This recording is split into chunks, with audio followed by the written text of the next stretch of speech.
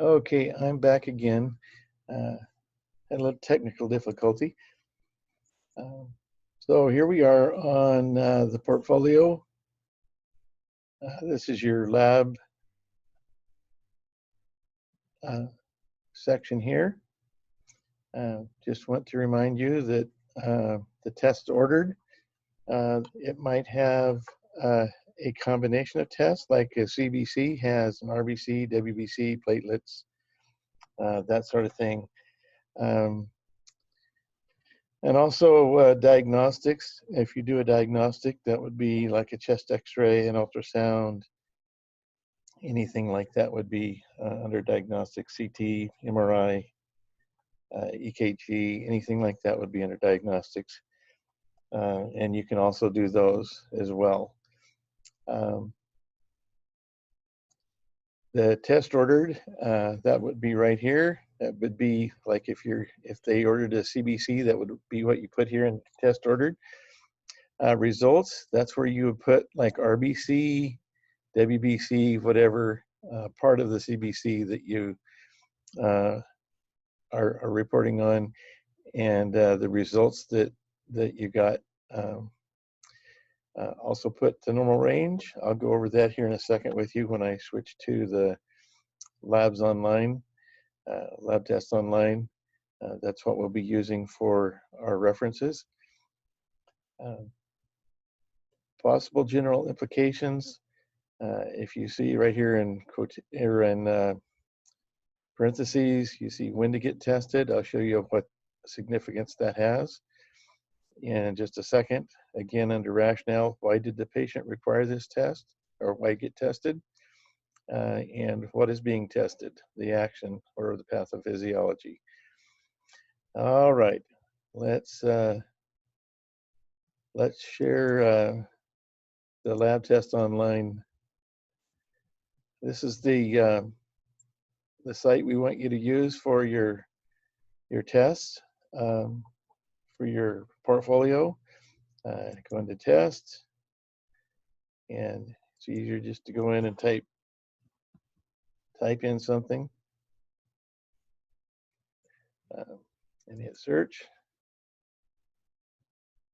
That brings up the CBC, and it lists everything underneath here. We're wanting RBCs, so we'll click over here, read more, and this is everything you wanted to know about red blood cell count. And at a glance right here, you look and you see why get tested, when to get tested, and so there's your two answers for that part of it. And down here underneath, what is being tested. So that's what we expect you to put in under those sites.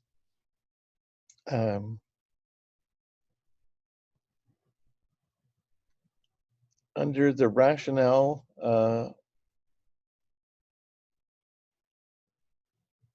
or why get tested, we want you to put the patient's condition and their diagnosis that is related to this information in your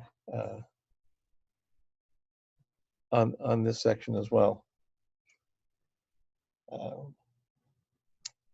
And that is pretty much it for the labs and diagnostics.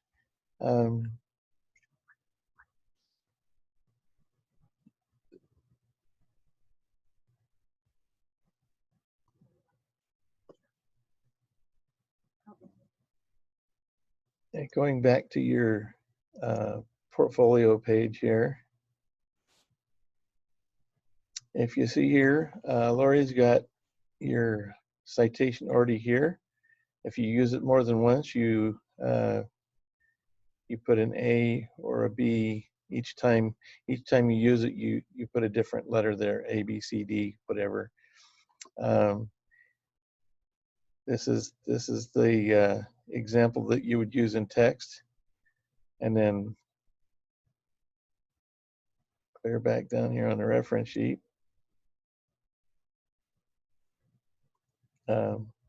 This is the This is the reference right here. That's the reference you would use for that. So your references and citations are already set up for you. Just make sure these are put in references, and each time you use it, you would cite it at the end, and that's going back up to the lab test online, or your that's medications. That's going up.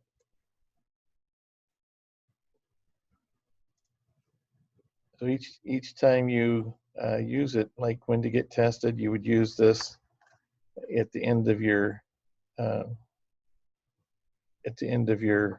information. You would put in the AACC 2019, and you would do that in each section: possible general implications, the rationale, and the action, what is being tested there.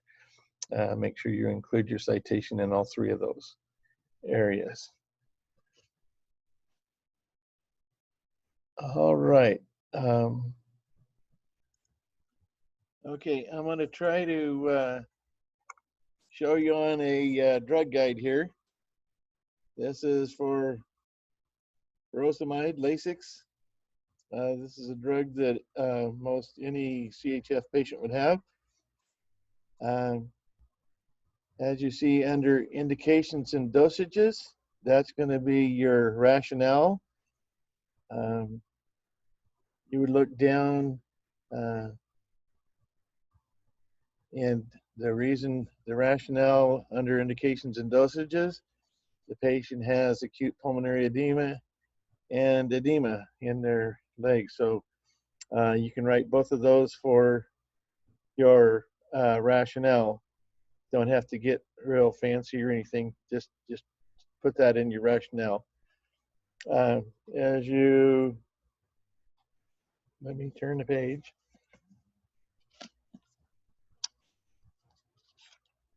It's fun to be handicapped with technology here. I'm trying to follow along here.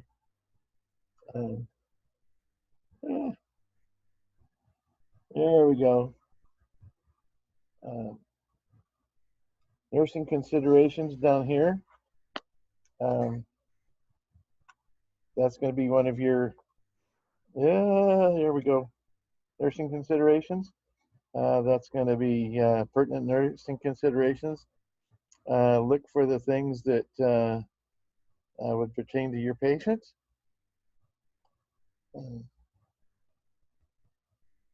And the action, let's see if I can find that.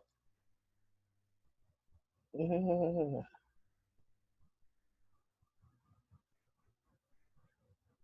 there it is over there.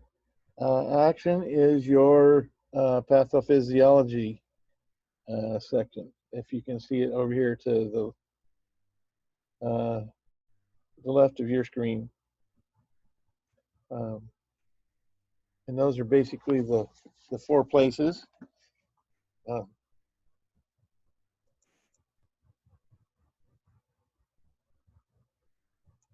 me get back to your, okay.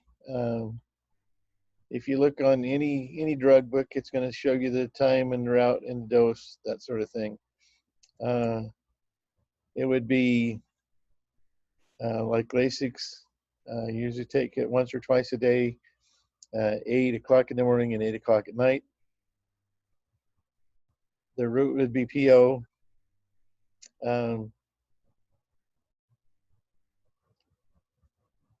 Yeah, look on your scenario, and that will tell you the time and the route and the dose and the frequency. That'll go here. Peak effect and duration, that will show you on the book as well. Most drug guides. Oops. Yep, there we go. Right under the action, you'll see for PO, IV, and IM, the onset, the peak, and the duration. So that's what would go. That's what would go. That's what would go in here. Common adverse side effects. That's in your book too. Just look for the ones that would be for the form of medication that you're ordering, whether it be IV or PO, IM, or whatever. Again, pertinent nursing considerations. That was in your in the book as well. Rationale, again, that's your indications.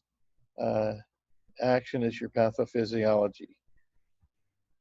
And that's pretty much all for medications. Again, be sure and look at your book and cite your book. I think the one we have here is, I'm not sure which one.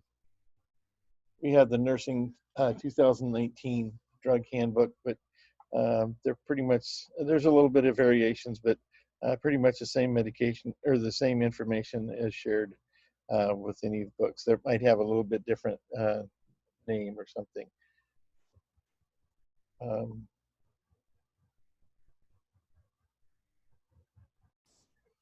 And that's all for your medication. We'll try to share with you another section of the portfolio in just a second. I'm going to put you on pause for a minute and we'll get all that information together and be right back with you.